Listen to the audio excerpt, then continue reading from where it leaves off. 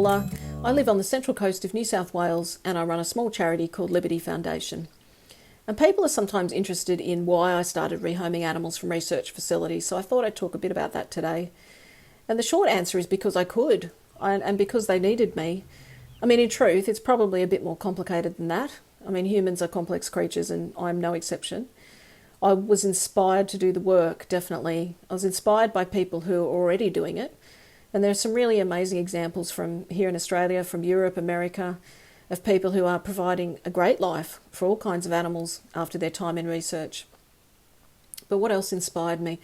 I guess for me, there's always the words of kind teachers. I think words are so important, and it really was the words of teachers that inspired me into action. And of course, I'm always inspired by so many awesome women.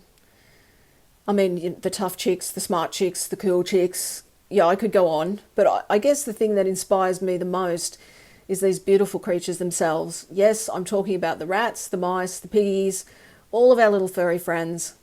They're here, people. They have a voice and they have a heart and they have big lives to live side by side with us.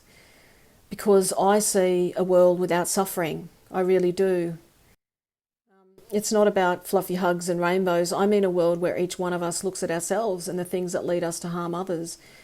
I think the only freedom, after all, is freedom from self. And in that world, there's no suffering for anyone. But don't worry, it's not a cult. Really what it comes down to is the question, if animals can be retired from research facilities, why shouldn't they be? Maybe along the way we can teach each other about freedom. Yes, it does involve a lot of work, a lot of talking, a lot of driving and organising stuff, a lot of patting, cuddling, feeding, caring, and looking for guinea pigs in haystacks.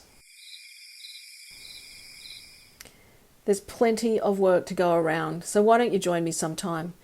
Let's help animals in research to change their own destinies. After all, that's the real meaning of liberty for everyone.